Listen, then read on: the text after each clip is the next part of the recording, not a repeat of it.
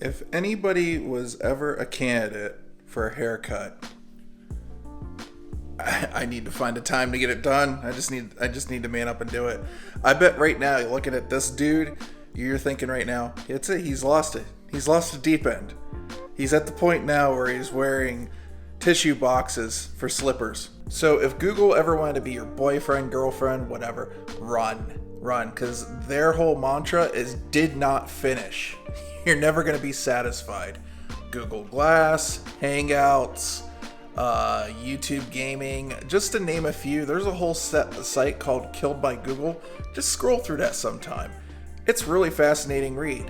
Looks like the newest one is going to be Google Stadia, their gaming platform, which honestly I'm not that sad about because the idea of gaming in the cloud sounds terrible to me and I hate everything about it. And the main thing I hate about it is not the fact that it's laggy, but the fact that its sole purpose that it exists. And anybody that's convinced out there that it's a good thing, I'm sorry, it's not a good thing. I'm not on your side on this one.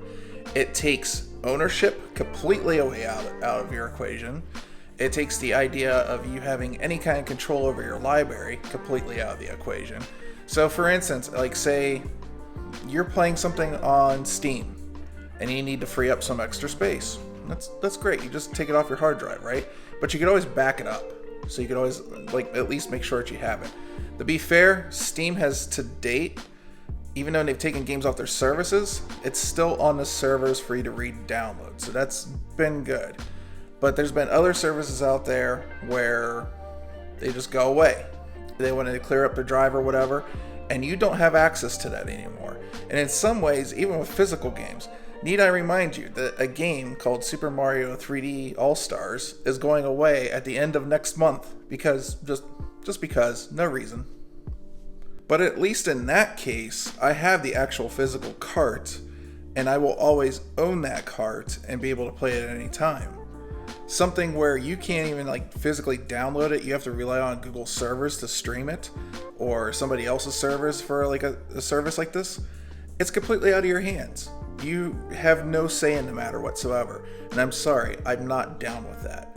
But also, they tend to be laggy. Now to be fair, Google Stadia has been the best, but the only thing that they really had going for them, because they wanted you to pay full price for these too, which is ridiculous. It should have always been a service. Like, I can get behind streaming as an extra thing, like Game Pass has like xCloud is like an extra thing added to Game Pass. But I can't get, or some kind of subscription thing or something like Amazon's doing with Luna. But I cannot get behind the idea of like paying full price for games, which by the way are tied to your Google account. So if you ever get banned on YouTube or one of their other services, not Google Plus anymore because that went away too. But if you ever get banned on YouTube, guess what? If they do a global ban on your account, all your games go away. Everything. It's gone. So you're probably like, so what the hell are you going on about? Why are you just, yeah.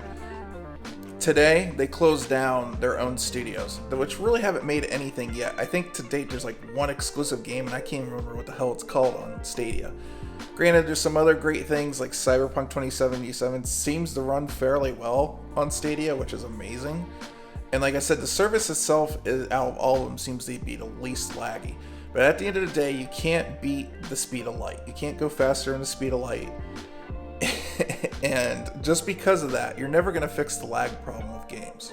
Period. So today, they unfortunately fired Jade Raymond, which was like the head of their own studios. They took all 150 developers that were currently working on games. They're going to be nice and at least try to find them jobs within Google. I'm sure not all of them are going to stay. But doing this, now they said they're still going to sell like other games. You can still sell your games on Stadia and stuff. But then what do you have to offer? So look at something like Netflix. They have their own movies, for instance. Or look at Game Pass. Microsoft Games hit day one. Even some third-party stuff, like The Medium, which is, by the way, not available on PlayStation, also hit day one.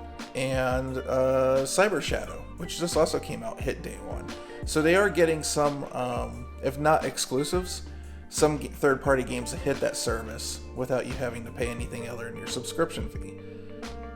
Stadia doesn't have anything like that, and there's really no incentive to be on Stadia.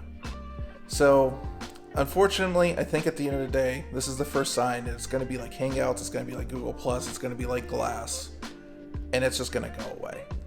And it seems like Google got lucky with like a search engine and a web browser, and made tons of money on it, but they can't ever seem to like follow through on anything else. And to see Stadia go, I'm just not surprised. Let me know what you guys think. Are you interested in cloud gaming? I think it's quite frankly the devil. That's the way I feel about cloud gaming. I don't want to do it. If it ever takes over, I think I'm just going to be a retro gamer at that point.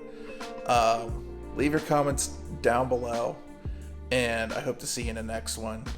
And I'm going to have like another video in the future kind of explaining what's going on in 2021 with me. It's been a weird couple of years.